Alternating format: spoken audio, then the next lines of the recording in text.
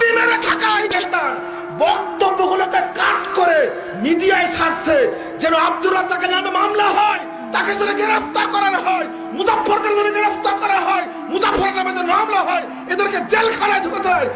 একজন আশ্চর্য লাগে, মুখে দাঁড়িয়ে নিয়ে আলেম হয়ে ভয় দেখায় আব্দুর রাজ্জাককে মামলা দিয়ে জেলখানায় ঢুকাবো। ঠিক এই সমস্ত আলেমদেরকে এই সমস্ত জেল খাটানোর পরে কি দাওয়াত বন্ধ থাকবে? মামলা দেওয়ার পরে কি দাওয়াত বন্ধ থাকবে? আব্দুর রাজ্জাকের চেয়ে বড় পণ্ডিত ছিলেন শাহ ইসমাইল শহীদ, তিনি নিহত হয়েছেন, শহীদ হয়ে গেছে। আহলে হাদিসরা কি সব মরে গেছে? মৌলানা আকরাম খান চলে গেছেন, আব্দুল্লাহ আল কাফি আল কুরাইশি চলে গেছেন, ডক্টর আব্দুল বারী চলে গেছেন। আহলে হাদিসরা কি মরে গেছে? ইবনে তাইমিয়া চলে গেছেন, ইমাম আহমদ বিন হাম্বল চলে গেছেন, ইমাম ইবনে হাজাম আন্দালুসি চলে গেছেন, সাহাবা একরাম চলে গেছেন। কুরআন এবং সহিহ সুন্নাহর চাষ কি বন্ধ হয়েছে? মৌলানা আকরাম খান বলেছিলেন, দিল্লির মসজিদ থেকে বেরিয়ে আসছেন, তিনজন বন্দুকধারী বন্দুক তাক করে ধরেছে, গুলি করে মেরে ফেলবে।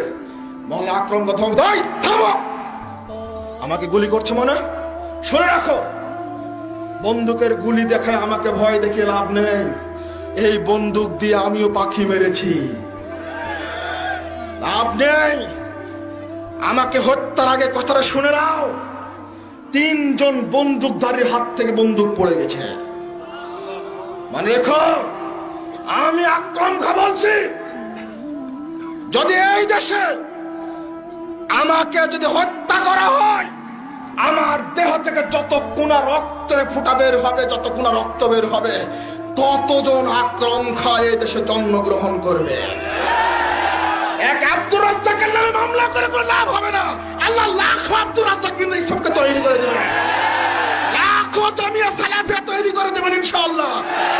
আল্লাহ নবী বলেছেন, লা তাজালু তাইফাতুম মিন উম্মতি যাহিরুল হক লা ইয়াদুররুহুম মান খাযালাহুম হাত্তা ইয়াতি আমরুল্লাহুম কাযালিক।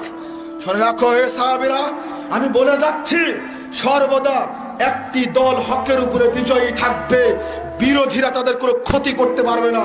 ইতিমধ্যে কিয়ামত চলে আসবে, তারা বিজয়ী হিসাবেই থেকে যাবে। এই হাদিস প্রেরণা যোগায়। আমি শেষ মুহূর্তে আপনাদের সবাইকে আহ্বান জানাবো, আসুন এজ এ আহলে হাদিস, আমি আহলে হাদিস আকীদা পোষণ করি, সালাফি আকীদার পোষণ করি, আমি আহলে সুন্নাহ ওয়াল জামাতের আকীদা পোষণ করি। আমি আহলে হাদিস হিসেবে আমার মূলনীতি একটাই, মা আনা আলাইহি ওয়া সাহাবী, আমি এবং আমার সাহাবীরা যে পথের উপরে আছি, এই পথের উপরে যারা থাকবে তারাই মুক্তিপ্রাপ্ত দল। শুধু আহলে হাদিস আকীদা, সালাফি আকীদা হিসেবে আমরা ঐক্যবদ্ধ থাকি। আল্লাহ তুমি আমাদেরকে কবুল করো, আমিন।